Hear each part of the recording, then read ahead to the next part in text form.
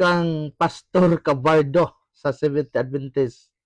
Eh, murag nasakitan siya sa ah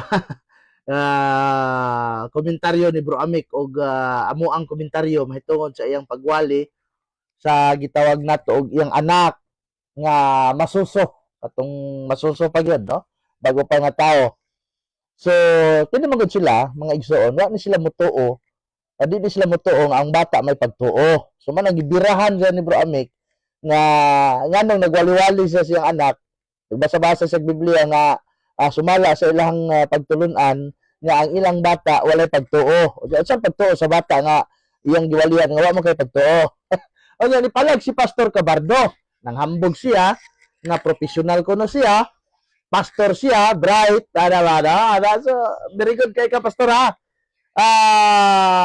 Pastor, nagtuon man kag Hebreo parsing, no? Ang kining gitawag man gud datog pagtuon sa Biblia, doon na sa exegesis, tun-ani mo ang mga parsing ni ana sa kanang kada litra sa kada word sa mao nga Biblia. Onya ay nagtuo ko nga kini si Pastor Cabardo nagtuon ni siya og kanang parsing no do man na Hebreo parsing, Old Testament, Greek parsing sa New Testament. Onya iyang ipamugos nga kana kunong Proverbio kapitulo 22 bersikulo 26 child kuno na pag-ingog child infant ana. So hinumdumi pastor ikatawa ko dito na Pastor Cabardo, dili lang baya kamumoy. Kami, nag-eskwela baya kami mga Katoliko, pero di lang mi pareha sa inyong hambugiro. Nga maingon dayon nga, haod mi sa Greek, haod mi sa mga parsing anang mga litra sa Biblia. Dili mi nana sama ninyo, no? Pareha sa imong ingon nga bright ka, pero bugo ka. Nga naman, Pastor, ang Proverbs, dili in town ulil, dili in town unique ang nakabutang diha sa Hebreo. Ang nakabutang diha sa Hebreo kay ang Old Testament Hebreo man gina siya, di man gina mahimong Grego. Ang nakabutang diha sa Proverbs 22 verse 6, dili ulil, dili unique. Ang meaning anang ulil, ang meaning anang unique, mga infant or masuso. Sama sa imong bata ba, masuso ba, infant. Pastor, ang tudloan ka, Pastor, ka, mahambog na ba mo nga, maayo kayo mo sa Grigo, maayo mo sa Hebreo, no? Pastor, ang Proverbs chapter 22 verse 6, ang gigamit diya ang Hebreo word, na'ar. Na'ar. Ha? Kanang na'ar, nag-refer na siya sa mga batanon. Kung imo lang tun-ana kanang pulong naar, lapad nagkahulugan. Dili na pareha sa imuhang gibasa-basahan og Biblia ang infant. Unsa biya ka pastor ay? Abi ko mo bright ka nya pila-pilon ra ba nimo mga trabaho dayon? Pastilan pastor. Hasta po na imuhang follower da si Tamala usog po mamersonal tiraha lang argumento ayaw pa personal kay ug mamersonal mo nagpasabot nga wa mo'y kaya sa argumento nga mo paila mo nga bright mo maulaw pud ta pa nagsaoy. Og imong tan-aw na pastor og imong iparsing na kanang gitawag diya og naar no naar ang proposition ni ana noun masculine. Og imo na siyang tan-awon pastor, lapad na siyang kahulugan, dili po na nag-intended sa infant or sa masuso sama sa imong bata. Kay sa Hebrew word na pastor, ang gitawag og infant kanang imong bata, infant pag yun na, kay masuso pa man na. Ang gigamit ni ana pastor, pwede siya gamitan og ulil depende sa paghubad, pwede po siya gamitan yon neck napay isa ka hubad na dila nako isulti. So mga pastor ha, otro gani na magyaw-yaw ka diha kay marag nasakitan man gyud ka sa post ni Amik. Kauban mo gud ako sa Amik. Nasakitan ka sa iyang post, dawata lang gyud na kay mali ang imuhang kuan eh. Mali ang imuhang gihatag nga verse, Proverb chapter 22 verse 6, namingon pa yun mo nga ang bata way pagtuo. Na ay pagtuo ang bata sa Biblia, wa lang yun mo kabasa. Ang infant na ay pagtuo sa Biblia, wa lang yun mo kabasa. Gani apil ang infant sa bunyagan sa Biblia, kay apil sila sa gingharian sa Dios. God bless, Pastor, no? God bless. Og maayong gabiin nimo diha dalay ko na Dios. Maayong buntag mga igsuon. Naglibog yun din taon si Pastor Cabardo og iyahay in taon ta nga giribat. So Pastor Raymond Cabardo, ang imong rebuttal gamit ka grammar, sakto man ang grammar nga imong gigamit.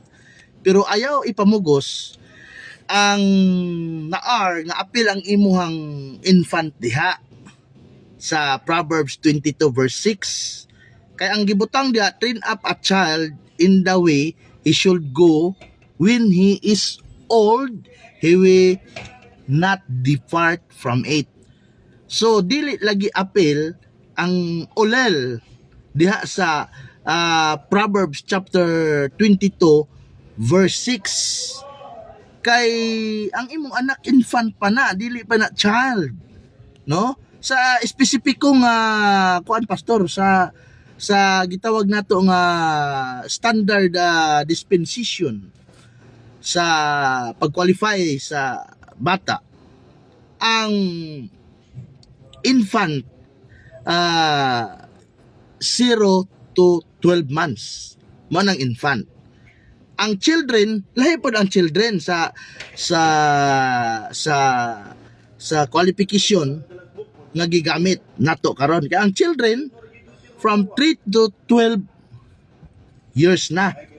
So ayaw isulod ang imuhang pagsabot sa Proverb chapter 22 verse 6 diha, kay dili mao Pastor Raymond Cabardo, dili mao. Pero ako lang yapon na respetoon ang imuhang kuan, ako lang yapon ang respetoon ang imuhang pagsabot kung mao gid na ang imuhang sinabutan. So example, naingon ka ganina nga ang bata ang masuso dili wala pay pagtuo, sayop gihapon ngano man. Ang Psalms chapter 8 nagtudlo na didto nga ang masuso or infant nagdahig sa Ginoo. So kanang pagdahig wa na nay buot. Bugoy ka Pastor Raymond ba, no? Bugoy ka Pastor Raymond. So kung granting without admitting nga kanang Proverbs 22 verse 6 infant apil imuha diha, so i-grant pod nato karon kining naa sa gitawag nato og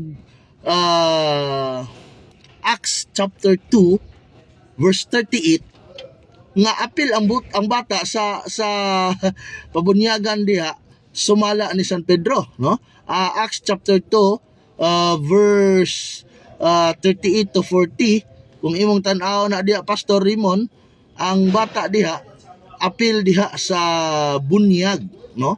Ato basahon na Pastor Raymond ang Acts chapter 2 verse 38. Ingon dere, then Peter said unto them, repent and be baptized every one of you, matod pa, in the name of Jesus Christ for the remission of sins, and ye shall receive the holy gift of the Holy Ghost. 39, for the promises is unto you and to your children. So kini nga saad matod pa ni Apostol Pedro ang pagbunyag sa ngalan sa Amahan, sa Anak ug sa Espiritu Santo, ang pagbunyag kini nga saad matod pa ni San Pedro, apil ang imong children. Kung ibutan na to nga kanang imong bata dili na infant, children na, apil siya sa bunyag Pastor. So mana nga ang imong pagkot diha sa ayaw isulod ang imong pagsabot, ang inyo hamanggong arguhan kanang imong pagbasa og Bible, pagtudlo diha sa imong infant, sa imong masuso na imong gibasahan og Bible, diha man gyud nagsugod, which is gigamit nimo ang Proverbs chapter 2 verse Proverbs chapter 22 verse 6 nga naar ang nakabutang, ibutan na to lapad. Granting without admitting nga lapad ang kahulugan sa naar, pwede siya children, pwede siya young, pwede adult, pero ang imong infant nga mo'y realidad sa imong gitudloan nga infant nga imong anak, wala siya ma-appeal diha. Pastor, this will be my final rebuttal. It appears that we have reached different conclusion on this matter. And I respect your right to hold your view or your position. I will leave this discussion, Pastor, there and allow to each of us to continue according to our conviction. Thank you, Pastor Raymond, for your time and for your exchange of thought to us. And God bless to you and to your family. Glory to God.